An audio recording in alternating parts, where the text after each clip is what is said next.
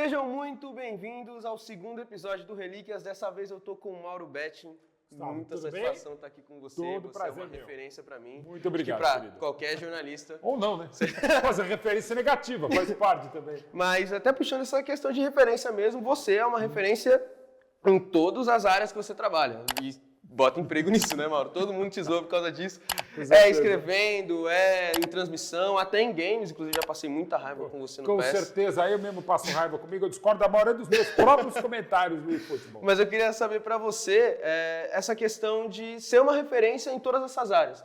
Porque tem muita gente que vai focar em uma coisa, vai focar em outra, e você consegue ter essa questão de você é bom no rádio, você é bom escrevendo, você é bom em uma transmissão. Obrigado. Como é que é para você ser essa referência? Cara, primeiro, muito obrigado. É uma honra estar aqui, enfim, na Fapcom. Acho que é a terceira vez nos últimos tempos que eu tinha para fazer, mas aí uma vez teve um problema técnico, aí eu que tive. Então, finalmente estou aqui, é muito legal. Meu filho estudou aqui do ladinho, aqui pertinho também. Muita gente da família, amigos estudaram na Fapcom, colegas já de ofício também. Eu sei da história da faculdade, inclusive em nível mundial, né? Assim, eu fico muito honrado, claro, e com muita responsabilidade, porque os maiores prêmios da minha carreira, e graças a Deus ganhei muitos, esses meus 38 anos como jornalista e 35 fazendo jornalismo esportivo, e não sou esportivo, os maiores prêmios que eu tenho mesmo, inclusive nos cursos agora sequenciais que eu tenho feito online, agora estou estruturando um curso também presencial, médios ou presencial, médios online, pessoas chegarem para mim e falarem o que você falou, Gustavo, assim, pô, eu tenho você como referência, ou eu faço jornalismo esportivo muito por sua causa, ou eu faço por sua causa, ou eu faço, e já aconteceu, um engenheiro, um administrador, um dentista dos meus filhos falar, cara, não faço jornalismo, mas eu me inspiro na sua paixão pelo que você faz. Eu diria que é por isso que eu faço tanta coisa, né? De jornal, rádio, televisão, loja, quem sabe eu abro uma pizzaria, documentário, Museu da Seleção, Museu Pelé, já escrevi 25 livros, estou escrevendo outros 12, 4 documentários e séries dirigidas, estou produzindo como roteirista, diretor ou produtor associado outras séries de streamings também bem legais em nível mundial, não só brasileiro. Então, assim, eu faço muita coisa porque eu gosto de fazer. E é fácil, digamos, gostar de fazer de futebol, escrever de música, que eu também sou apaixonado. 2 dos meus 25 livros falam sobre músicos ou bandas, enfim, e pessoas, né? E acho que contar histórias de pessoas são muito legais. E esse contato que a gente está tendo aqui, sempre que possível, no meio acadêmico, eu volto. Eu dei 4 anos de aula numa faculdade, faço já 2 anos esses cursos sequenciais, estou bolando mais outros 2 tipos de cursos também, porque esse contato que a gente aprende, né? E como a gente trabalha com comunicação, por óbvio, fica melhor. E eu fico feliz que uma das coisas que eu também estou fazendo palestras é nesse sentido de como otimizar um tempo caótico como o meu e como se aproveitar desse tempo. É trabalhoso? É cansativo? Não. Eu gosto, por exemplo, a gente está conversando hoje, dia 22 de abril. Eu tive agora no sábado, meu 5º dia de folga no ano, e a previsão é que eu tenho no máximo, como no ano passado eu tive 17, no máximo, se eu tiver 15 esse ano já está bom. E não sou, apesar dos meus 58 anos, num corpinho de 65, eu não me acho tão desgastado porque eu sou apaixonado pelo que faço, né? E essa paixão me faz fazer coisas que eu nunca imaginava, como o Museu Pelé, da Seleção Brasileira, o próprio videogame desde 2010, e algo que eu vou fazer nesse sábado e até julho mais 2 outros, que é celebrar casamento, que é uma das coisas que eu comecei a fazer agora. E é muito bacana, são pessoas que me acompanham, enfim, nesse meu mundo multifacetado e também nas redes, até nas redes sociais, de poder tentar contar uma história de paixão, de amor, claro, no caso de casamento. Então, tudo isso me faz realmente ser um cara, não o melhor ou me sentir o melhor, mas talvez um dos mais versáteis e certamente um dos mais felizes. Então, até puxando essa questão de referência, hoje em dia, antigamente isso era mais raro, mas hoje em dia muitos dos novos comunicadores que estão se colocando no mercado revelam seus times. Se colocam como, olha, eu sou corintiano, eu sou palmeirense. Você vê como discretamente eu não estou revelando meu time aqui, né? Mas assim, você enxerga isso como uma evolução? Como você enxerga essa questão de não ter que esconder mais essa questão do time como outros profissionais do passado já esconderam? Então, eu costumo dizer que o pessoal está saindo do armário mesmo com a camisa do time, e eu fico muito feliz porque muitos deles me citam até quando falam numa rede social, onde quer que seja. Até um colega meu, colunista, um jornalista brilhante, ele me ligou, conversamos altas horas, se ele realmente se assumiria a paixão que ele assumiu. Até chefes dele não queriam que ele assumisse, mas foi muito bacana a coragem que ele teve. Não que a gente é mais corajoso do que quem não assume. Por exemplo, um narrador, seja ele de rádio ou TV, eu sempre trabalhei com já com 80 narradores em rádio e TV nesses meus 35 de jornalismo esportivo, 34 em rádio, televisão e transmissões.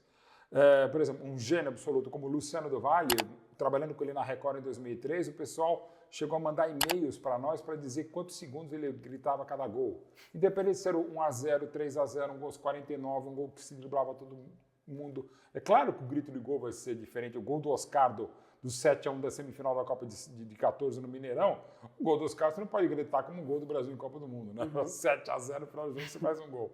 Enfim, então tem essas nuances, né? Mas às vezes as pessoas não querem entender, não é que não entendem, não querem entender, mas tudo bem.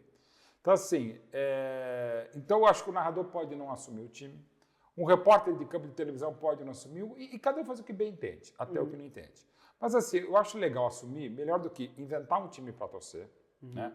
Ou tudo bem, você pode torcer numa cidade menor. Eu costumo brincar o 31 de abril de Presidente Timóteo, que é o meu time. Quando eu brinco, não quero assumir que eu sou palmeirense, eu torço para o 31 de abril de Presidente Timóteo. Aí o pessoal pergunta, mas Presidente Timóteo é perto de Presidente Prudente, Presidente Bernardo? Eu falei, ali perto. Aí a pessoa, mas não tem essa cidade. Não, não tem. Aliás, não teve Presidente Timóteo no Brasil. Ah, tá. E aliás, inclusive 31 de abril também não tem. Então assim, não dá, o time é inexistente. Mas, de novo, você pode torcer para o time na Argentina, na Inglaterra, na Birmânia, em Patópolis, está valendo. Né? Agora, eu acho que você não pode inventar um time para torcer.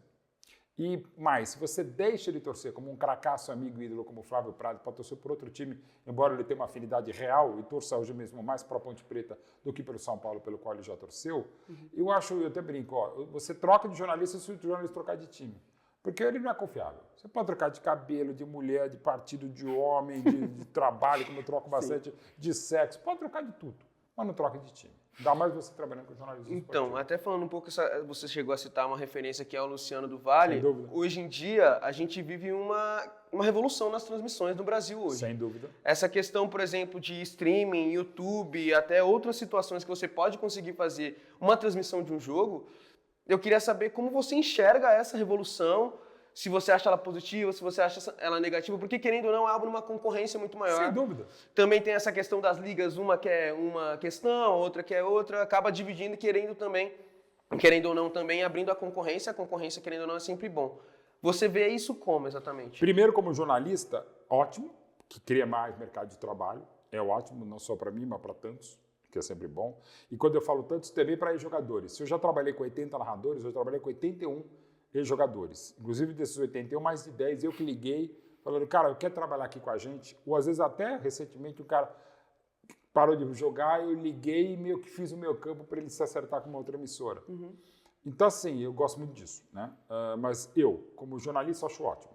Como cidadão, maravilhoso que se tenha várias opções. Porque só do Grupo Globo, nada contra o Grupo Globo. Eu trabalhei 2 anos no Sport TV, só saí de lá em 97 porque resolvi ir para a Band. A mãe dos meus filhos trabalha no Grupo Globo desde 93. Meu pai trabalhou na Globo desde 85 até 2003. Ou seja, desde agosto de 85, alguém da minha família é pago pela Globo. O leite de casa também é da Globo. Então, enfim, não precisa nem dizer do poderio, da força e do mérito da Globo. Ponto. Sim. Isso colocado, quanto mais gente tiver, melhor. Não só os lugares em que eu trabalho, TNT, SBT, Jovem Pan, Estadão, embora o Estadão não faz transmissões. E a Jovem Pan já fez transmissões pagas, mas é mais rádio do que televisão. É televisão, mas não quer imagens, faz transmissão de rádio, né? E agora de web rádio, de YouTube, que seja. Eu acho ótimo. Claro, agora como consumidor é um pouco complexo, que daqui a pouco a gente vai ter os 2 anos Fla-Flu. Vai ser assim. O Flamengo ataca pela Globo, o Fluminense ataca pela Record e o VAR vai ser pela TV Justiça, né? Porque cada um, né? Às vezes eu mesmo fazendo jogos pela TNT Esportes, pela Jovem Pan, pelo SBT, às vezes eu não sei para quando eu falo bom dia, boa tarde, boa noite, eu não falo assinante, eu não falo amigos do Space, da Max, da TNT, eu nunca sei nos lugares em que eu trabalho. Mas minha mãe, dona Lucila, também não sabe, nunca vou esquecer, em 2020, fazendo o Campeonato Brasileiro, 2021, fazendo o Campeonato Brasileiro ali pela TNT. Aí minha mãe liga num sábado à noite. Aí minha mãe liga, Mauro, era meio italianona, tô vindo aqui no SBT, você falou que tem jogo no Palmeiras, tá passando as Chiquititas. Eu falei, mãe, é TNT hoje, não é SBT. Ah, tá bom! Ela passou, eu tava lá no ar na TNT no Brasileirão. Então assim, porque o Palmeiras também passava ali no SBT na Libertadores em 21. Então, assim, a gente que trabalha não sabe, né? Mas para o público é melhor. Quanto mais opções você tiver, Série A, Série B, Série D, Copa Kaiser, Copa Corote, o que for, velho. Tá valendo como a gente vê o sauditão, como a gente vê o italiano, vê o bulgarão, sei lá, vê tudo. Quanto mais a gente puder ter acesso, melhor. Para o mercado é ótimo, o mercado de gente mais consolidado, mais tempo para os jovens jornalistas também. Então, eu não vejo nenhum problema, e até pela pluralidade. Agora, em relação ao nosso trabalho, falando mais, digamos, tecnicamente, jornalisticamente, pô, é diferente trabalhar em rádio, TV e jornal? É. Mas pode ser tão diferente? Não. E aí tem que vir da nossa cabeça até da nossa alma, do fígado, do cotovelo, da cabeça. E dos olhos que meus têm. Mas pensando nessa... Só para completar. Assim, por exemplo, em 2021 também, coincidentemente, 2 vezes eu fiz 3 jogos por 3 emissoras diferentes no mesmo dia. A mais complexa foi um que eu fiz em julho. Eu fiz Juventude e Flamengo pela manhã no Jacone, mas do estúdio da Jovem Pan aqui na Avenida Paulista. À tarde, 5 da tarde, o jogo que era em Brasília, Brasil e Peru. No SBT, das 5 às 7, das 7 às 9 eu fiz pela TNT, Palmeiras e Bahia pelo Brasileiro. Sendo que o Palmeiras e Bahia era exclusivo nosso e o jogo do SBT também era exclusivo nosso.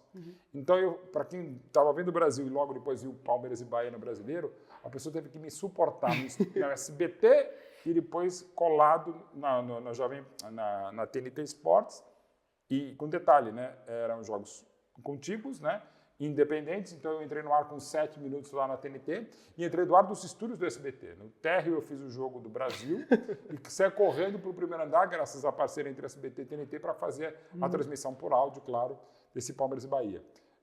Então, assim, eu mudei muito, porque eu fiz uma transmissão de rádio, que também via para o YouTube e pelo aplicativo da Panflix. Aí eu fiz a transmissão em TV aberta pela SBT e uma transmissão em streaming e TV fechada pela TNT. Eu mudei muito alguma coisa, a não sei falar menos, porque nem eu mais aguentava a minha voz, como agora eu falo pra caramba? Não. Até porque eu não quero subestimar a inteligência do nosso assinante, internauta, youtuber, quem vê TV aberta, quem vê TV fechada.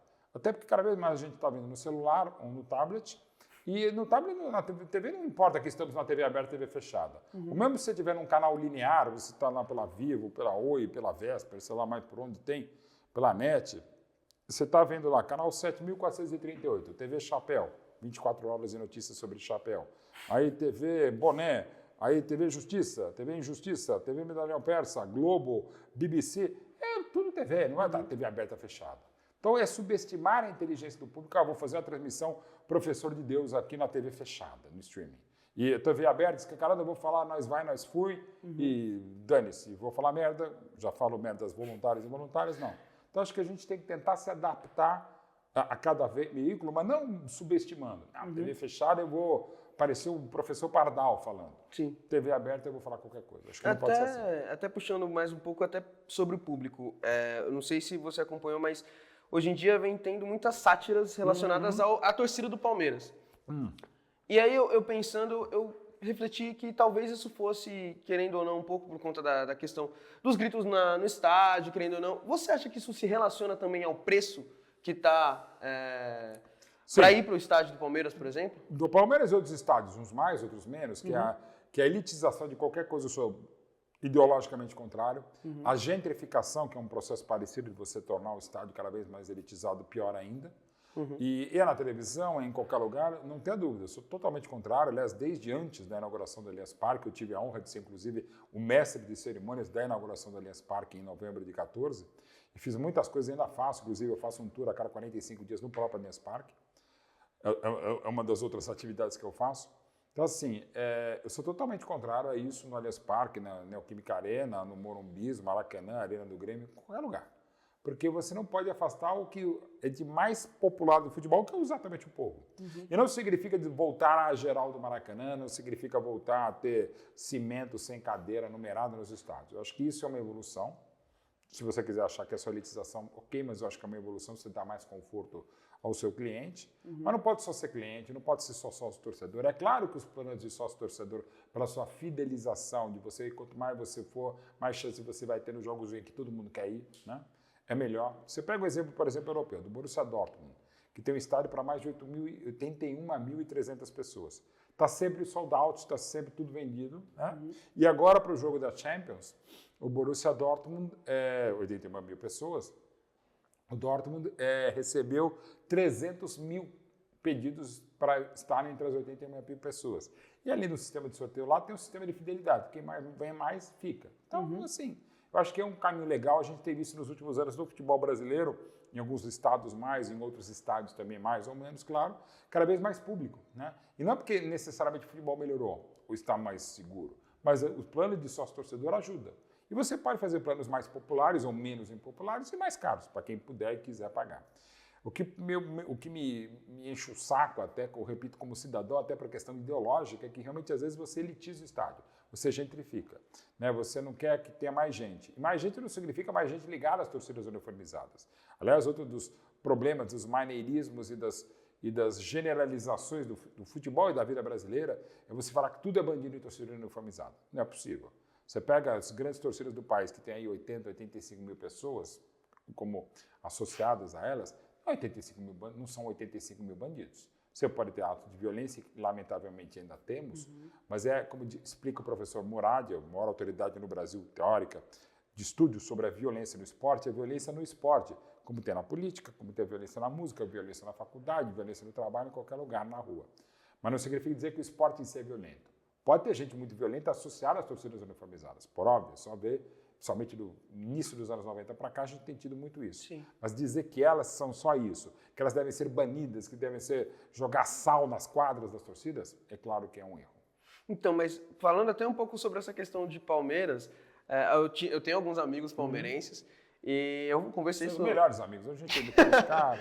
Conversei com alguns deles sobre a sua ida, a sua vinda ao programa e tal. E aí chegou até a ser engraçado que os meus amigos que não eram palmeirenses, eles chegaram e falaram assim, não, pô, é legal levar o Mauro e tal. Agora, alguns amigos meus palmeirenses falaram, não, porque ele é muito... não, parece que ele é corintiano, ele parece gambá e tal. Mauro Gambete. Como que você enxerga esses palmeirenses que colocam essas palavras como se fosse normal, algo tipo? Começa lá de casa, com a minha mãe, a dona Lucila, aos 33 anos, quando ela começou a contar, deve ter mais disso, uns 200, 300 anos de idade. Dona Lucila, eu brinco, falando sério, que ela é presidente da TIP, a torcida insuportável do Palmeiras. ela às vezes não consegue, primeiro ela não tem mais coração para ver jogo, e aí ela vê, ou me lê no Estadão, ouve em algum lugar, tá? Fala, deixa eu ver o que esse jornalistinha metido em imparcial vai falar. E, de fato, não é que eu sou metido em imparcial, tenho que ser. Que outra bobagem que se faz, sobretudo em algumas manifestações que eu mais manifesto sobre humanidade e respeito do que sobre política. Vamos ver o que o isentão está falando. Cara, eu sou pago para ser isento. Um dos princípios básicos do jornalismo é tentar ser isento.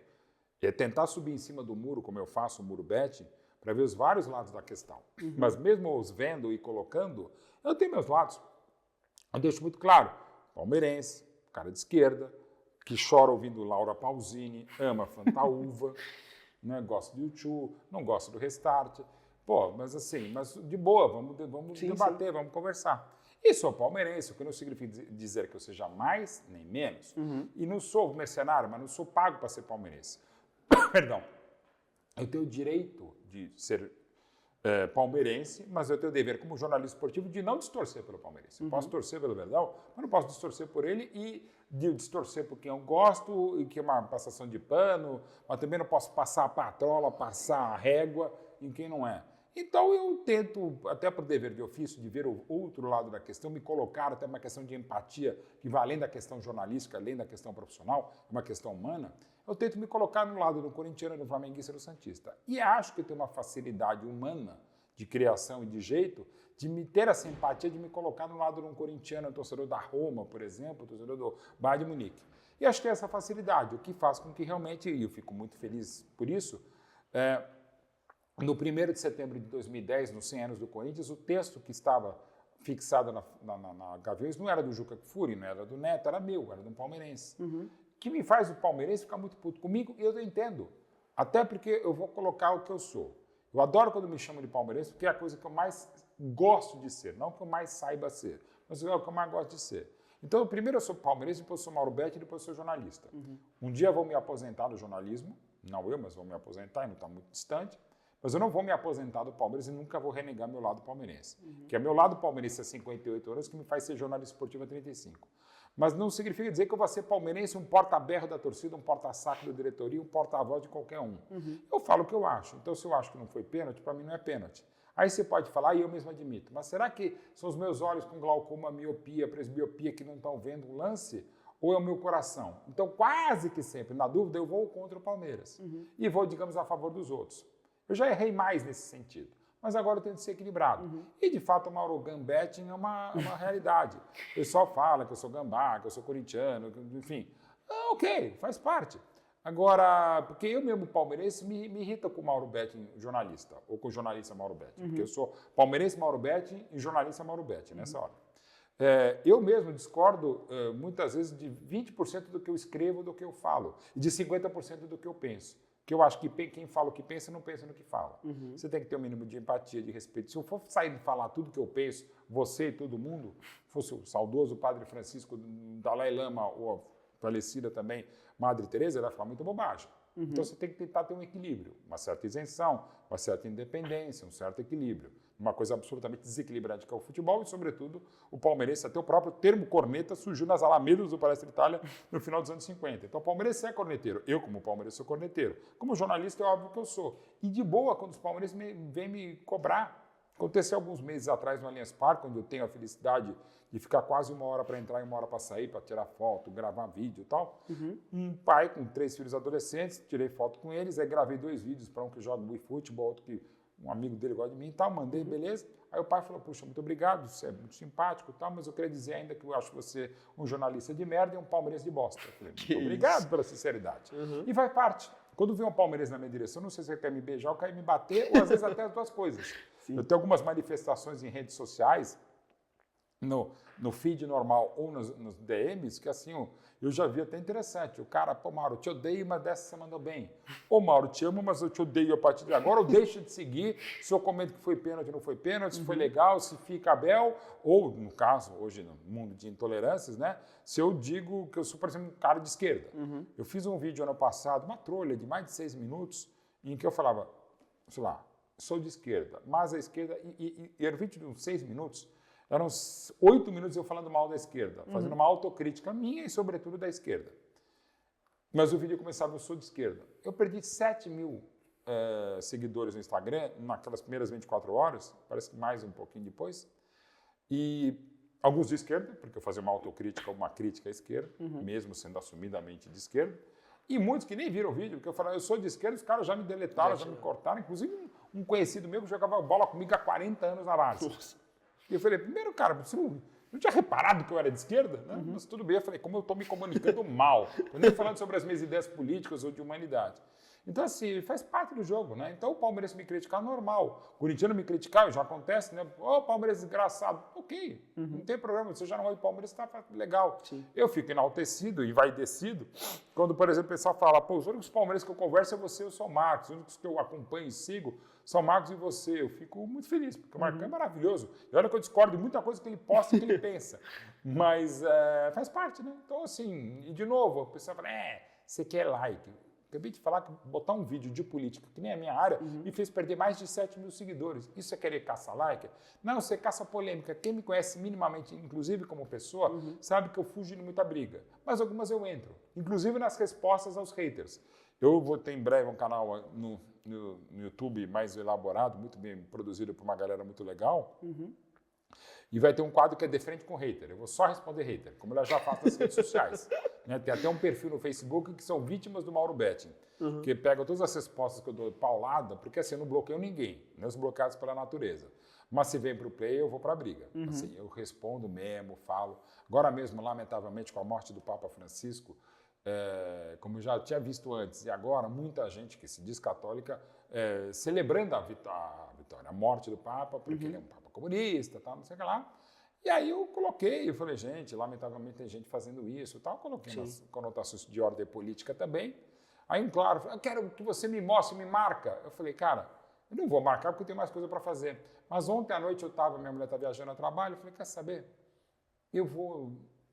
E marquei o cara em umas 15, só na minha manifestação anterior da Papa, eu marquei o cara em todas. E aí fui procurando. Eu fiquei 1 hora marcando o cara em 200 marcações e foi legal, porque inclusive ele fez o que eu gosto. Eu não bloqueio ninguém, mas às vezes eu irrito tanto a pessoa que ela me bloqueia e o cara me bloqueou. Então eu falei, pronto, ele queria manifestações de pessoas que queriam a morte do Papa, ainda que católicas, ele conseguiu. Até puxando para a questão de, às vezes, quando você se coloca numa posição de, não de torcedor, mas, não sei você, mas eu, pelo menos, eu tenho muito mais facilidade para falar sobre o Corinthians do que para falar de qualquer outro time. Velho, primeiro, falar sobre a sua família, sobre uma banda que você gosta, sobre um estilo de cinema, sobre um diretor de cinema, sobre um... É muito mais fácil, né? Você tem um lugar de fala, digamos assim. E eu defendo sempre, eu repito, você pode até não assumir o seu clube como jornalista, mas, cara, mantenha essa paixão. Primeiro, porque quem mais entende de futebol é quem torce por um time. Eu não vou citar, mas eu acho que vocês vão chegar lá. Teve um jogador que jogou e muito pelo meu time, é muito bom jogador, jogou por vários clubes, aí vocês vão chegando a esse cara, que num determinado lance que mudou a história do futebol sul-americano e mundial, ele pegou a bola no meu campo, partiu com essa bola e eu falei, esse cara não vai fazer gol. Por quê? Eu acho ele ótimo jogador, mas eu acho que falta um poder de decisão. Não deu outra. Ele bateu, o goleiro defendeu e mudou a história do futebol interplanetário. Por que eu fiquei naqueles 7 segundos imaginando que a bola não ia entrar? Porque era ele. Eu acho ele ruim? Não, eu acho ele ótimo. Mas eu torci por ele e eu sempre achei que faltava alguma coisa. E olha que ele foi campeão pelo meu time, foi campeão várias vezes. Um ótimo jogador de nível de seleção. Mas, de novo, essa sensação do torcedor, que não necessariamente você está certo, que faz com que você entenda o seu lado. Então, quando eu me coloco como um torcedor do Corinthians, do Flamengo, do Real Madrid, do Barcelona, que seja, você fala melhor a linguagem do torcedor, você entende melhor. E muitas vezes uma análise até mais criteriosa, mais técnica, tática, física, anímica, você consegue talvez extrair mais e consegue trabalhar melhor ou passar melhor uma imagem, uma mensagem, um comentário, uma informação, se você entender o lado do torcedor. Então, por exemplo, no caso específico do meu time agora com a sua presidente, não tem problema algum a Leila ser vascaína e virar palmeirense. Pô, grandes ídolos do Palmeiras e de outros clubes também viraram torcedores. Do seu clube, Rivelino era palmeirense, Sócrates era santista, Marcelinho Carioca era Flamengo, Neto sempre foi Corinthians, Tevez aqui no Brasil virou Corinthians, mas era Boca, próprio, né? Enfim, e vários outros casos. Cássio também não era corintiano, enfim. A Leila, por exemplo, quando ela fala estão mais calmos, ela é a direção do próprio time. E repara quem mais elogia a Leila. Quem não é palmeirense. Então já começa por aí. Né? Mas tudo bem, ela tem um trabalho fantástico na Crefisa e Fã desde 2015, ela virou presidente e faz um trabalho muito bom, ela não inventou o Palmeiras como ela acha, o Palmeiras vai acabar como ela acha. Né? Até quando saiu o Crefisa e Fã, o Palmeiras anunciou o Sporting Bet, na verdade, mais anunciou a despedida de 10 anos maravilhosos com o Crefisa e Fã do que anunciou um patrocinador muito mais forte, muito mais competente, maior que é o Sporting Bet, não que a Crefisa e Fã não tenham sido importantes. Então, assim, quando você que não saca o seu próprio clube, a sua própria torcida, você zoa algo que não dá para zoar, uma coisa zoa a outra, mas você mesmo se zoar, enfim, é mais complicado. Mas faz parte do jogo, né? Do bom humor. Falando da Leila em si, eu fiz um texto recentemente sobre isso e eu estava conversando com um amigo meu e, para mim, acaba parecendo algo... Você acha que a Leila usa, querendo ou não, o Abel como escudo? E faz parte. Você tem o maior treinador da história do Palmeiras, o mais vencedor, e tem que usar. E ele usa a Leila. E neste momento que falamos, o Casares, pegar o exemplo de São Paulo, usa o Subeldia usa a Casares. Gente, você pode falar, Mauro, você usa o teu pai. Sim, até hoje. Meu pai morreu faz 12 anos e ele fala, pô, você trabalha ou não trabalha por causa do seu pai. Eu já trabalhei talvez por causa do meu pai, pelo sobrenome dele, Jomir Betti. Mas até onde eu sei... o meu pai ele não aterroriza os meus chefes no SBT, TNT, Estadão, Retrogol Arena, Jovem Pan para me contratar. Né? Eu acho que ele não faz isso, mas enfim, não é por aí, que eu trabalho em tantos lugares. Mas enfim, esse escudo faz normal. E mais, a Leila ajudou muito o Abel como profissional, como pessoa. Como o Abel ajuda em muito também. Ela já ajudou o Gagliotti e ajuda a história de 110 anos do Palmeiras. Agora, puxando mais para a questão do futebol brasileiro, a gente está vivendo um fim de geração. E, querendo ou não, isso está não afetando negativamente, mas afetando o Brasil em si, com esses nomes, querendo ou não, um Memphis Depay que vem para um Corinthians, um Neymar que volta para o Santos, um Felipe Anderson que escolhe não ir para a Juventus e ir para o Palmeiras, um Oscar no São Paulo. Como você acha que as próximas gerações vão ver o Brasil tão recheado de craques como agora? Então, depende muito da economia, depende demais da economia. Por exemplo, Se tem aquele momento maravilhoso dos anos 90, do Grande São Paulo, do Tele Santana, do Grêmio do Filipão, das Via Láctea, da Parmalat, que acabou com a fila do Palmeiras e inferiu uma série de títulos, inclusive inéditos para o Palmeiras. Ali era um momento muito interessante, você tinha com o Plano Real a partir de 94, o dólar 1 por 1 que facilitava. Você tinha a promessa dos atletas contratados pela Parmalat de eles irem para a Europa de qualquer jeito, no mínimo para o Parma, que na época era um grande da Itália, um dos melhores da Europa. E hoje você tem salários europeus no Brasil. Né, alguns salários, o próprio Memphis, né? Como você imaginaria o Bright White ou mesmo o Memphis aqui no Brasil, né? Então, assim, até quando vai isso, pela força das bets, uma série de coisas, eu não sei, né? Mas tem a ver com as lotações dos estádios, com o sócio-torcedor, com as próprias SAFs. O Botafogo, campeoníssimo de 24, com o Almada e o Luiz Henrique, eles nem passaram perto, não só do Botafogo, mas do Flamengo, que tem mais dinheiro, com o seu módulo de negócio, Palmeiras também, o próprio Galo, com os 4 R's, que agora é SAF, mas já era alguma espécie meio que parecida de SAF, né?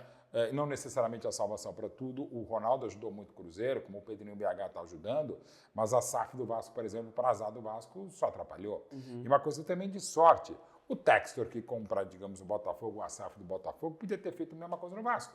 E a 777, em vez de ir para o Vasco, podia ter ido para o Botafogo. Então também tem uma série de contingências.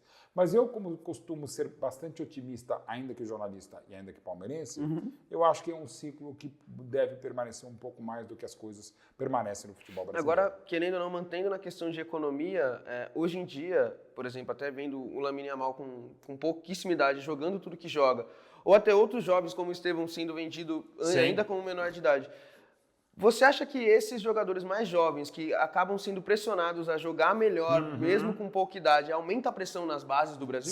Sim, do Brasil e do mundo, né? Mas isso também não é só no futebol, é um pouco na vida, né? Não vou dizer que é uma Justin Bieberização. Justin Bieberização. Se eu chamar o Egídio e falar, qual é Justin? Não, assim... cada vez mais as coisas são mais aceleradas, talvez prematuras, não devidamente amadurecidas. Mas é da vida, né? Vocês mesmos, mais jovens, evidentemente, do que eu, para escolher uma faculdade como essa, para escolher uma área de mercado de trabalho, às vezes até para dar uma virada de chave, jogar um chip fora, contratar outro, enfim... É mais complicado, vocês são cada vez mais pressionados a mais rapidamente chegar lá. Isso é para um pagodeiro, isso é para um advogado, para um jornalista, e hoje com um possível influencer ou com as redes sociais e tal. Enfim, tem um monte de coisa que leva a isso. E o jogador e o atleta está aí para quebrar recordes, não só hoje, mas quase sempre. E você vai cada vez mais quebrando esse recorde. O jogador mais jovem que jogou pelo Real Madrid, esse que para mim é o maior sub-17 que eu vi na minha vida.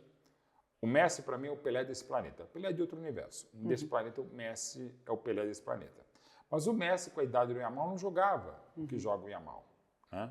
Já tinha maior potencial, ele já me encantava mais, mas o Yamal, com 17 anos e um dia, foi campeão da Euro como um dos protagonistas. Está jogando bola neste momento no melhor time da Europa, que é o Barcelona. Pode até não ganhar nem a Liga, pode até não ganhar a Copa da Liga, a Copa do Rei, perdão, e pode até não ganhar a Champions League. Mas hoje é o melhor futebol. E até o Rafinha está jogando mais. Nem o Rafinha, digamos, o melhor, mas do Barcelona. Talvez o Rafinha esteja melhor que o próprio Yamal. Mas o Yamal é um potencial absurdo. E você fica nessa pressão, que foi agora com o Endrick, está sendo com o Estevão indo para o Chelsea. E vai ser com mais gente. E normal, faz parte do jogo. Agora, essa coincidência do trabalho fantástico de base do João Paulo Sampaio no Palmeiras, essa coisa que Flamengo e Corinthians, ainda mais Flamengo do que Corinthians, conseguem, digamos assim, revelar mais talentos, quase como Mamona, né? Até por ser os clubes mais populares, Flamengo e Corinthians, quase que toda garotada quer jogar lá, né?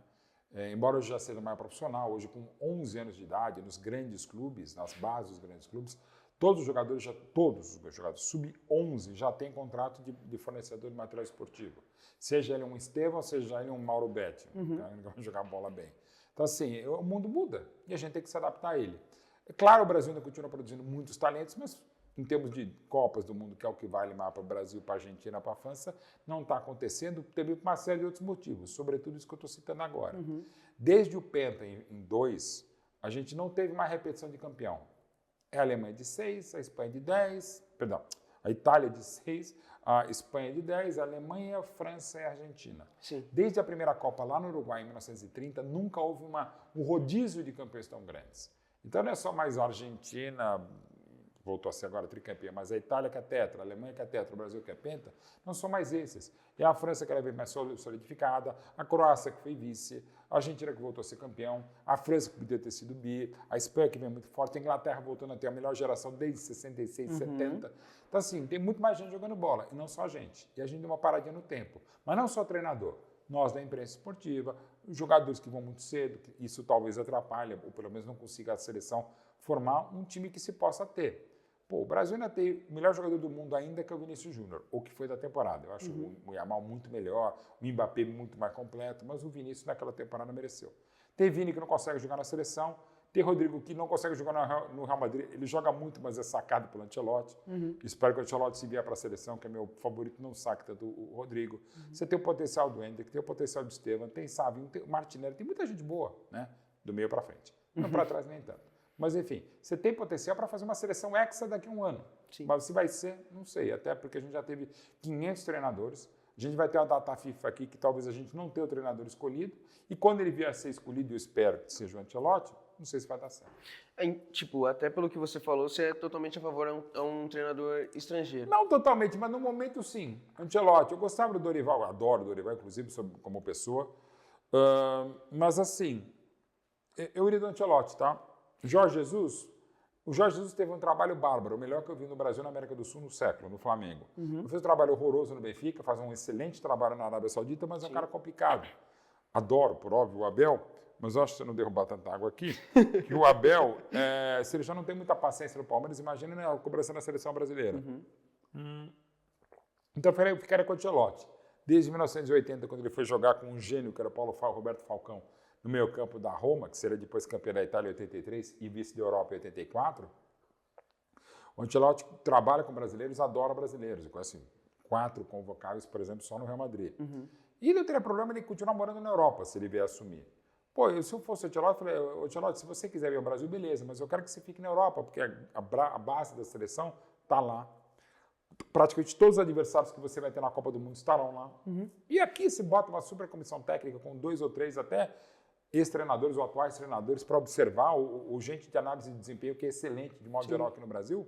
Os caras te dizem, você vem, fica 5 dias ou 10 dias aqui, vai a um Fla-Flu, vai ver um Grenal, vai ver outros jogadores, vai aos clubes, conversa com o treinador se você quiser, aí você vai estar preparado. Até porque eu acredito que a questão do treinador no Brasil vem vivendo uma crise. E eu queria saber até para você, como que você enxerga as próximas gerações de treinador no Brasil, porque querendo ou não, elas são um pouco desvalorizadas, mas São. Por talvez demérito deles mesmos. Talvez Também, os medalhões que saibam que não podem mais trabalhar. Sim. E não há problema algum, não só como treinador, mas para jornalista, para jogador, para pagodeiro, para engenheiro. Você tem, cada vez mais no mundo globalizado, um intercâmbio e a troca. O Brasil também ganhou o primeiro título em 58 na Suécia, porque o então treinador o que viria a ser, voltaria a ser treinador do Brasil e seria o treinador na Suécia, campeão do mundo em 58, Vicente Viola, foi auxiliar técnico de um estrangeiro, o Bela Gutmann, campeão paulista pelo São Paulo em 57. E com o Bela Gutmann, o Viola começou a aprender o que era um 4-2-4, que depois viraria o 4-3-3. Ele aprende com o Bela Gutmann. Então o Brasil deve muito a um estrangeiro treinador, um ano antes da conquista de 58 na Suécia. O Bela Gutmann ensinou o Vicente Viola a montar aquele time também. Não só ele, mas também. Então, assim, esse tipo de intercâmbio não tem problema. Por exemplo, falei aqui de 2 grandes nomes portugueses, o Abel e o Jorge Jesus, de trabalhos inegavelmente excelentes no Brasil. A escola portuguesa, não só no futebol, mas em outras áreas, mas falando do futebol, a escola acadêmica de Portugal dá de 70-0 no Brasil. Mas aí voltamos à prática. Quais as melhores campanhas da seleção de Portugal em Copas do Mundo? Em 66 e 2006. Em 66 era Otto Glória, o treinador brasileiro.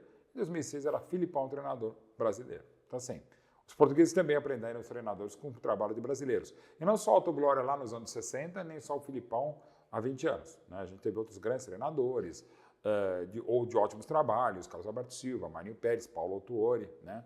Há muito tempo já não temos tantos lá.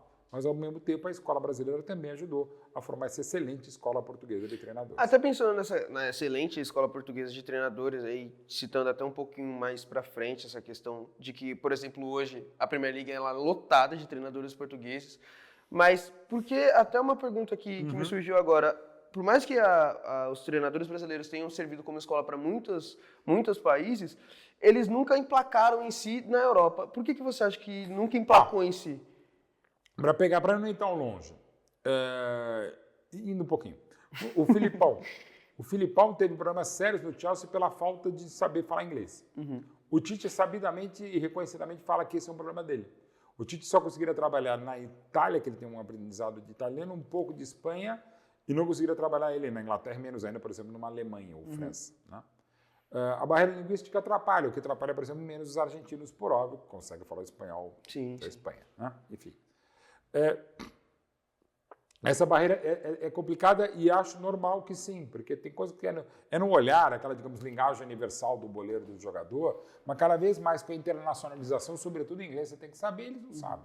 Há um problema de cultural, de formação, de um monte de coisa, né? E que não envolve só o jogador, envolve treinador, jogador, treinador, envolve jornalista, envolve cartola, gestor, um monte de coisa. E tem um certo preconceito, talvez tenha, até porque se falar, o 58 o Feola aprendeu com o Bela Gutmann. 62, o Amoré Moreira, que era mais treinador que o Feola, mas não tem passagem lá fora. Zagallo, tem passagem no futebol do Kuwait, da Arábia Saudita, mas foi um treinador bárbaro, montou para mim a melhor seleção de todas as Copas que é o Brasil de 70, porque também ficou ele, e antes do Saldanha, ficaram 122 dias com uma geração maravilhosa, que só engrenou mesmo faltando semanas para começar a Copa do México. O Parreira teve trabalhos lá fora no Valência, no Fenerbahçe, na Europa, mas assim, nada muito especial. O Filipão, sim, no Chelsea foi mal, mas foi muito bem na seleção de Portugal, outra coisa. A língua, óbvio, é a mesma.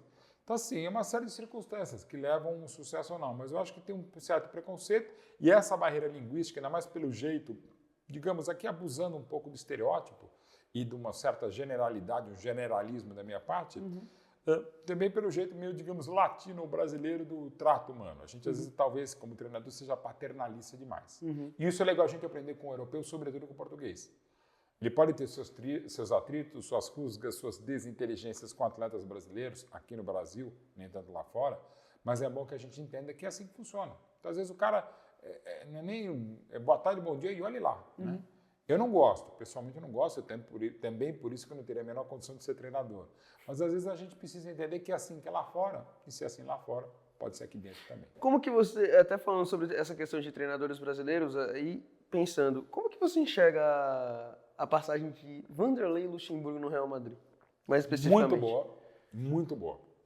A gente tem um preconceito absurdo, para não dizer algumas vezes abjeto, para não dizer também abstruso, para usar os hábitos, em relação ao Luxemburgo e muitas coisas. Para mim, Luxemburgo só perde na história do futebol brasileiro para o Tele Santana.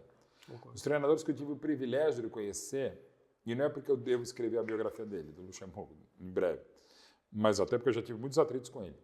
Mas o Vanderlei, mais até do que o Tele Santana, dos que eu vi nesses meus 35 anos, e dos que eu li, ouvi, estudei também, treinadores anteriores, quando até a função de treinador era diferente, não tinha tantas responsabilidades como agora, o Vanderlei tinha um tirocínio, uma sagacidade, uma inteligência, uma rapidez de raciocínio e de observação de jogo impressionante. Eu tive o privilégio também de trabalhar com o Vanderlei como comentarista, por exemplo, na Copa de 2014 no Fox Sports. E era impressionante como ele via, falava, tal, observava. O Vanderlei, de janeiro de 5 a dezembro de 5, quando ele é demitido no Real Madrid, ele ganhou mais pontos na Liga Espanhola do que o Rijkaard no Barcelona. Rijkaard, que depois, em maio de 2006, seria campeão da Europa, contra o Arsenal, pelo grande Barça do Ronaldinho Gaúcho. Então, o Vanderlei fez muita coisa boa, inclusive lá. Tem histórias assim, do Zidane, aquela coisa de chama para lá, chama para cá, ok. Mas assim, primeiro, como ele mesmo falava, e com razão, até ao chegar ao Real Madrid em janeiro de 5. Porra. Né? Ele fazia parte do projeto e ele saiu de Tinguá, no Rio de Janeiro, para Madrid, para o Santiago Bernabéu. Não é qualquer um consegue. E ficou um ano. E até não foram nem os resultados, foi uma série de desgastes, sobretudo de membros da comissão técnica dele, do Paulo Campos, que levaram à saída. Né? Mas ficar um ano no Real Madrid não é para qualquer treinador. Agora, voltando um pouquinho nessa questão de seleção, você chegou a citar a boa geração que a gente tem, principalmente no ataque, falando até de Rafinha, que tem como possibilidade de ser o melhor do mundo nessa temporada, mas Brasil em 2026, como que você enxerga? Talvez não tão otimista quanto era o Dorival Júnior, que ia para a final da Copa, mas de repente vai. Para pegar, não indo tão longe de novo, a Argentina de 22, que é a Messi, repito, é o Pelé desse planeta, acabou tendo o Enzo Fernandes, acabou tendo o Álvares, enfim, teve merecidamente foi campeão, mas podia ter perdido nos pênaltis para a França, que também era um ótimo time, e era então campeão de 18 na Rússia. Pô, a Argentina ficou atrás do Brasil nas eliminatórias do time do Tite, né? E foi crescendo, ganha a Copa América de 21, a do Covid aqui no Brasil, tal, no Maracanã, sem torcida, mas ganha, enfim. E vai ganhando e ganha a Copa de 22. Aliás, a Argentina hoje está melhor que estava em 22. Sim. Aqueles 4-1 em Nunes, eu estava lá pelo Estadão, cara, eu estava olhando pro relógio, pro telão, e falei, velho, acaba esse negócio, senão vamos levar pior. Estava do 7-1, quase. O Brasil jogou menos nos 4-1 do que havia jogado no 7-1, mas ok. Então, assim, em um ano a gente pode mudar. O Brasil mesmo de 2002 para as eliminatórias, que era uma eliminatória mais complicada, porque tinha times melhores e, sobretudo, menos vagas para a Copa de 2002 na Ásia, o Brasil em 18 jogos convocou 104 jogadores com 4 treinadores diferentes. Então, não podia dar certo, né? Agora, a gente também não está muito distante disso, mas vai todo mundo para a Copa, né? Na América do Sul. Esse absurdo que é uma Copa de 48 seleções. Sim. E numa dessas, o Brasil acerta o mês. A Itália de 82, por exemplo, que venceu o Brasil do Tele Santana, um crime lesa a bola, aquela seleção do Tele não ser campeã em 82 na Espanha, a Itália ficou de outubro de 81 a novembro de 83, a Itália só ganhou 4 jogos. Os 4 jogos decisivos da Copa de 82. Os 2-1 contra a então campeã Argentina, os 3-2 do Sarriá contra o Brasil, 2-0 na Polônia e a final no Bernabéu, 3-1 contra a Alemanha, então campeã da Europa. Então, assim, às vezes acontece. Lembra quando o McDonald's tinha o operário do mês? Operário não, o funcionário do mês, que ficava ali do lado do caixa? Aliás, eu acho que o prêmio era ele não trabalhar nunca mais, porque ninguém nunca viu aquele cara trabalhando. Cadê o funcionário? Foi ao banheiro, está no Burger King, foi para Disney, nunca estava ali, mas tudo bem. Sim. Às vezes a Copa do Mundo é isso, é o melhor time do mês. A Itália, em 82, foi o melhor time dos últimos 4 jogos. Fez 3 jogos medíocres, muito ruins na fase de grupos em Vigo e depois deslanchou em Barcelona e Madrid. Acontece. Vai que o Brasil acontece. O Brasil 2002 mesmo explodiu durante a Copa, ou no começo da Copa.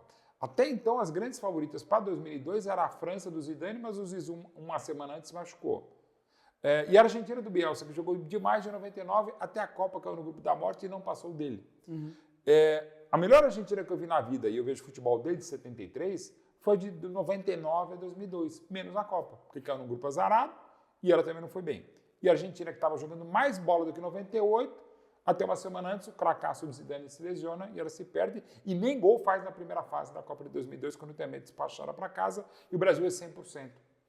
Acontece. Era um Brasil absolutamente em crise e deu certo. Vai que em 2026 agora, nos Estados Unidos, Canadá, Suriname, mais Vladivostok, mais um terceiro continente escolha. Sei lá onde é que vai ser a Copa. Vai ser na América do Norte, se o Trump não acabar. O Trump vai fazer todos os jogos em Washington. Mas tudo bem. Mas aí você tem aquele mito também de que o Brasil só ganha a Copa em crise. Você acredita nesse mito? Eu brinco. O Brasil tem que só sair em crise. Aliás, eu falava isso pro Tite em 18. Eu falei, Tite, briga com o Neymar.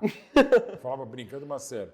Porque tá tudo muito bem e tava. A gente precisa de uma crise. E, lamentavelmente, numa noite terrível, nossa, ou meia hora terrível, né? Um gol contra do Fernandinho, um baita contra-ataque da Bélgica que havia mudado completamente o time, o De Bruyne era centroavante, o Lukaku era ponta direita, eles fizeram 2-0 e foi um massacre do Brasil. Courtois em noite de Courtois, normal, teve um pênalti no Gabriel Jesus que o árbitro não marcou e teve uma série de defesas do Courtois. Pelo meu critério, o Brasil teve 22 chances naquele jogo. Nenhuma outra equipe, nem a própria Bélgica contra o Canadá, teve tanta chance de gol num jogo só. E não ganhou. Acontece. Eu acho quase que uma sacanagem dizer que o Tite teve 2 maus trabalhos em Copa do Mundo. Pode ter decepcionado, que é diferente de ser um mau trabalho. 22 até um pouquinho mais. Sim. Mas daí dizer que ele foi uma porcaria, é dos mesmos autores que diziam que Tele Santana era um pé frio, porque o Brasil não ganhou Copas em 82 e 86. Você chegou a citar o Neymar. Como você enxerga o Neymar na Copa de 2026? Você acha que ele tem condições de ser convocado? Ele podendo... ele minimamente jogando vai para a Copa. Primeiro que são 26. Segundo, todo mundo gosta do Neymar. Em terceiro, ele vai ser mais experiente. E quarto, ele é disparado o melhor que tem ainda. O Neymar, eu falo sempre isso, e falo desde que ele assumiu a seleção, desde que ele foi convocado pela primeira vez em agosto de 2010, na estreia do Mano Menezes, o Neymar joga, entre aspas, sozinho, como nenhum outro jogador na história da seleção. Anos 30, me permita voltar um pouquinho. Tinha Leônidas e Domingos. 40, você tinha Zizinho, Jair Rosa Pinto e começando a Ademir de Menezes. Aí você tem no Brasil campeão de 58, podia ter tido o Julinho, que não quis jogar, mas você tinha Pelé, Garrincha, Didi, o craque da Copa da Suécia, Newton Santos, Gilmar na meta. 62 você tinha todos esses caras e mais o Amarildo substituindo o Pelé. Aí você passa a ter em 70 Jairzinho, Gerson, Tostão, Pelé e Rivelino, fora de Seu Lopes e Ademir da Guia, que nem foram convocados. Aí você passa a ter nos anos 70 Zico, Rivelino, Cerezo, aí vocês vão entendendo, Sócrates, Careca, Bebeto, Romário, Ronaldo Fenômeno, Rivaldo, Ronaldinho Gaúcho, Kaká. Aí vamos para 2010, que já para mim foi um crime lesa a bola também, o Dunga não levar nem o Neymar e nem o Ganso, ou pelo menos um dos dois, para a África do Sul. Mas a partir de 2010, Ganso acabou por uma série de problemas não sendo o que se imaginava, Pato, meu colega de SBT, também não. E aí você pega o Neymar, no comecinho vai Oscar, depois Felipe Coutinho, Vinícius Júnior nunca foi.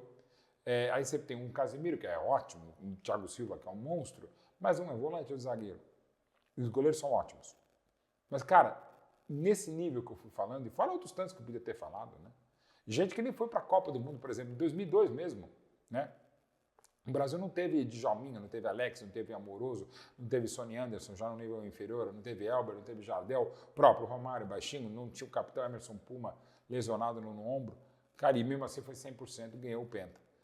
O Neymar tá sozinho, velho. E em 14 levou a joelhada da Swinga, em 18 no meio da Copa ficou de fora, 22 a mesma coisa. Dá para jogar tudo nas costas do Neymar como se fôssemos 220 milhões de Zunigas dando uma joelhada dele nas costas dele numa quartas de final contra a Colômbia e Fortaleza? Acho que não dá. E podendo jogar, e ele tem essa vontade que queira jogar, eu ainda convocaria e muito o Neymar para 26, porque vai que ele não joga todas, ele sabe disso, ele nunca foi um cara, principalmente em nível de seleção brasileira, que estragasse o ambiente, ao contrário. Você colocaria o Neymar em que lugar? Em 10. Top de jogador? Digamos, se o Neymar estivesse jogando hoje, seria titular. Agora, em que nível de jogador? Desculpa que eu saio atropelando.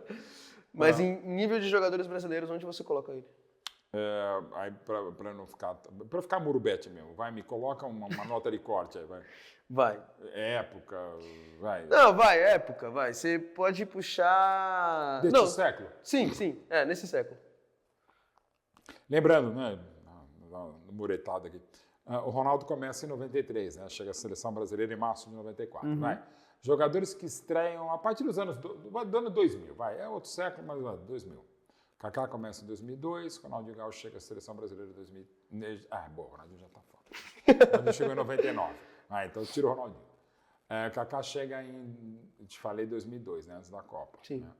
E joga a Copa, faz parte do elenco pentacampeão. Então, Kaká, Neymar, o Kaká foi o melhor do mundo, merecidamente pelo Milan 2007. Eu vou ampliar um pouco para não ficar tão murubete, mas vou jogar nas costas dos outros. Não tirando muito da reta, mas tirando um pouquinho. Eu perguntei no ar e fora do ar para Dorival, Mengalvio, Coutinho, Pelé e Pepe, o maior quinteto ofensivo do melhor time do Brasil e da América do Sul de todos os tempos, e perguntei para Jairzinho, Gerson, Tostão, Pelé e Rivelino, no ar e fora do ar, alguns falaram no ar, outros falaram fora também, e alguns, claro, nenhum manteve opiniões distintas, mas só para deixar, são 10 caras, ou 9, porque Pelé jogou nos dois, né? E joga sempre. O Neymar jogaria com vocês no Santos de Pelé? O Neymar jogaria no time de 70? Todos falam, jogaria. Alguns falam, no meu lugar, e até por respeito eu não vou falar qual lugar. Então, o Neymar é esse talento, que a gente adora odiar. O brasileiro gosta de vitória, não gosta de vencedor, né? Mesmo o Pelé, a gente critica às vezes além da conta. Era assim com o Ayrton Senna, com um monte de gente. Enfim, Romário, Ronaldo, Zico, Rivelino, Sócrates, tanta gente espetacular. Mas eu acho que se a geração do bimundial pelo Santos, em 62, 63 e também pelo Brasil, se a galera do Brasil de 70, tricampeão no México, também coloca o Neymar, eu acho que a gente tem que colocar. Então, assim, dos caras que jogaram nesse século no Brasil, começaram na seleção brasileira a partir do ano 2000. Então, Kaká 2002, Neymar 2010. Aí você pega Oscar também, né? Para mim, o Neymar é o melhor. Para mim, melhor que o Kaká. Eu interpreto o Neymar numa situação de que ele pode ser colocado como melhor do que muitos jogadores, até jogando em outros séculos. Mas ele não pode ser considerado, não vou colocar... até porque eu não sei, por displicência ou qualquer coisa do tipo, não tem como. Mas eu coloco ele como o melhor, mas não como o maior. Eu coloco, por exemplo, o Neymar menor hoje, por títulos individuais, querendo ou não, menor do que o Vinícius Júnior, infelizmente. E aí, para fechar a própria entrevista até, Eu vou colocar aqui se você acredita que o Neymar decepcionou ou não só o Brasil, mas como carreira. Assim, eu também, quando eu falo tudo isso, eu também tenho uma situação delicada que eu sempre gosto de falar, mas não significa dizer que a minha opinião tem a ver com isso, mas só para deixar claro, eu e Ivan Moré fomos autobiógrafos do Neymar pai e do Neymar Júnior num livro que saiu em agosto de 2013, quando ele estava indo para o Barcelona. Eu achava tudo correto que ele havia feito, inclusive ficar no Santos até então, e a escolha dele pelo Barcelona, o pai dele, o Wagner Ribeiro, queria ir para o Real Madrid, ele quis ir para o clube do coração dele na Europa, que era o Barcelona. Até para jogar com o Messi e logo depois jogar com o Suárez, no, para mim, melhor tridente ofensivo, melhor trio de ataque da história. Para mim, o MSN, Messi, Suárez e Neymar é maior que a BBC. A BBC está ganhando mais, mas para mim é maior. Aí o Dorval, Mengal, o Coutinho, Pelé, Pepe, que você acabou de falar. São 5, né? Estou falando de 3. Né? E o futebol na época era 4-2-4. Aliás, era Dorval, Pelé, Coutinho e Pepe, porque o Mengal jogava vindo de trás, junto com o Zito e tal. Mas, enfim, para mim é a BBC. Perdão, é mais do que a BBC, é MSN, Messi, Suárez e Neymar. Mas eu fui frontalmente contrário, embora respeitando qualquer decisão de qualquer um, quando ele vai em 17 para o PSG. Nada contra o PSG, mas tudo a favor do Barcelona. E aquilo que se admite hoje, eu também sabia, as pessoas de modo geral sabiam, que o próprio Messi falou, fica Neymar, queda Neymar, porque eu vou te fazer o melhor do mundo. Eu acho que teria feito mesmo. Mas seria uma passagem de bastão natural e maravilhosa. Ele quis ir para o PSG e cada um faz as suas escolhas, se dão certo ou errado também, ok. E lembrando sempre que desde 2013 e até ele ir para 17 até 20, ele é o jogador que mais apanhava no mundo. Faltas que existiam, faltas que ele inventava ou faltas que ele cavava, ou algumas faltas que existiam para ele cavar muito, o árbitro nem dava. É o jogador que mais apanhou, mais sofreu falta. O próprio estilo de jogo pedia isso, né? O Messi é diferente. O Messi é tão absurdo que o Messi dá uma porrada, dá um tiro na testa dele e sai. Sai correndo, pega a bola ainda. Não é que o Neymar fica rolando, mas ele apanhava mesmo. E teve muitas das lesões do Neymar, a grande maioria por estresse. A fratura no maldito quinto metatarso. Sim. Mais do que as lesões musculares agora tem a ver com a operação que ele teve no outro ano do ligamento cruzado. Sim. Então, é uma série de coisas. Ele não quer não jogar porque não quer. Aliás, é um dos méritos para mim do Neymar em relação ao bruxo Ronaldinho Gaúcho. O Ronaldinho, como por exemplo aconteceu na Copa de 2006 na Alemanha, o Ronaldinho está cagando. O Parreira fazia de tudo para ele jogar e o Ronaldinho nem aí, e faz parte da vida dele, ok? Pelos rolês aleatórios dele já dentro de campo. O Neymar, quando está mal, ele perde a bola, dribla e dá errado, a bola sai para a lateral, o chute vai para fora, o Neymar quer jogo. O Ronaldinho não está nem aí. E eu sou apaixonado pelo Ronaldinho, tá? Só para deixar claro. Mas o Neymar não queria jogo. Quer dizer, o Neymar quer jogo, o Ronaldinho nem tanto. E não rolou. Então, assim, é uma pena, tá? Mas eu não vou dizer que ele decepcionou, porque ainda torço, cada vez com menos convicção, de que ele e o Brasil possam, em 26, virar o jogo. E até aqueles absurdos, como se falava, se o Messi não tivesse ganhado uma Copa, ele não seria tudo o que é. Bobagem. Como o Cristiano Ronaldo é capaz de não ganhar uma Copa, e o Cristiano é tão absurdo, o maior atleta que já jogou futebol, não o melhor jogador, que ele consegue superar alguém que para mim é insuperável, que é o Messi. Sim. O Maradona, para mim, jogou mais bola do que o Messi, mas o Messi joga mais futebol do que o Maradona. Sim. E o Cristiano Ronaldo é mais atleta do que qualquer um, até do que o atleta do século, de outra estratosfera, que é o Pelé, que é o puta mérito do Cristiano Ronaldo. Agora, provavelmente, o Cristiano nunca vai ganhar uma Copa. O problema dele não vai ser mal por isso? Não. Cruyff nunca ganhou uma Copa e foi, para mim, melhor que o Cristiano Ronaldo.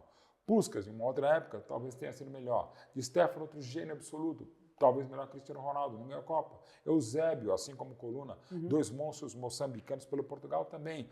Bambino Rivera, para mim, o maior dos italianos, não ganhou a Copa. E olha que a Itália ganhou 4. Acontece. Então, se não ganhar a Copa, não significa dizer que você será mais ou menos. Sem citar, mas pense em jogadores que ganharam a Copa pelo Brasil, por exemplo, para não ir longe.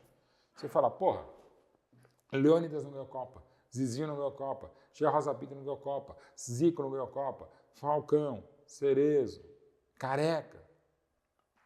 E pense no time de 22. Para não ficar tão em cima, vamos lá, goleiros. Marcos, Dido e Rogério Ceni, os 3 maravilhosos. Marcos fez uma Copa fantástica, mas qualquer um, não vou dizer qualquer um, porque não são quaisquer, né? Teriam sido goleiros. Marcos é o maior do Palmeiras, Rogério Ceni é o maior do São Paulo, e o Dido, pelo menos tecnicamente, para mim é muito melhor que o Cássio. O Cássio tem história fantástica no Corinthians, mas o Dido podia ser goleiro do Corinthians. Cafu e Belete, Roberto Carlos e Júnior. Monstros e tal. Zaga, você tem Lúcio, tem Roque Júnior, tem Edmilson, tem Anderson Polga. Né? O Anderson Polga tem uma Copa, o cara que não tem. Não querendo falar mal, mas enfim, constatação. Aliás, o Anderson Polga ainda foi campeão pelo Corinthians. Né? O Corinthians foi bimundial em 2012 e o Anderson Polga era reserva, mas está lá no grupo. Né? Você tinha Gilberto Silva, você tinha Kleber, você tinha Vampeta, Juninho, Ricardinho, Edilson, Luizão, Denilson, Ronaldinho Gaúcho, o Kaká, o Rivaldo, o Ronaldo Fenômeno, né? Sem tirar mérito de nenhum, todos são campeões, mas assim, alguns desses não jogaram mais do que todos esses nomes que eu falei que não jogaram. Domingos da Guia, Leônidas da Silva. Então, cara, ganhar Copa, palma sempre mérito. Tem que respeitar todo campeão. E não só de Copa do Mundo, todo campeão. Mas alguns, como por exemplo o Rivelino, que para mim é disparado o melhor jogador da história do Corinthians, não ganhou nada no Corinthians. O Moradia foi campeão brasileiro. O Moradia é melhor que o Rivelino? Acho que não. Enfim, é só para terminar, Abdu. Pega lá. Eu tenho uma tradição no programa, que eu tenho uma camisa do meu primeiro trabalho, que é na Taça das Favelas. E é maravilhoso. A primeira assinatura da camisa vai ser sua. Puta, cara, que legal, que honra, velho. Pô, que honra. Eita, caiu tudo ali. Derrubei aqui. Posso ficar sentado? Pode ir, claro. Maravilha. Pô, só para dizer aqui, cara, isso aqui é maravilhoso sempre, tá? Taça das Favelas é fantástico. Foi meu primeiro trabalho, assim, tipo, total dedicado, então, para eu legal. nunca esquecer minhas origens. Puta, que honra. Ó, eu vou assinar onde eu sempre assino camisa, tá? É aqui na Bainha. E querendo ou não, também uma honra te receber aqui no programa. Pô, eu que agradeço, gente. Obrigado com você também, Gustavo. E só para dizer, eu sempre assino na Bainha, por quê? Porque quase ninguém assina por aqui. Toda vez que aparece a camisa cheia de autógrafo, você vai ter sempre a minha. E outra coisa também, eu falo sempre para jogadores, cara, assina uma letra legível. Minha letra é de médico, tá?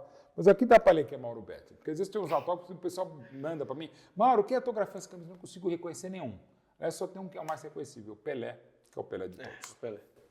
Inclusive, a do primeiro episódio, que é o Bugarelli, não dá para entender nada da assinatura dele na minha camisa do Portland. Lógico, imbecil. Mas é isso. Muito obrigado, viu, gente? Imagina. Valeu. Até a próxima, gente. Obrigado.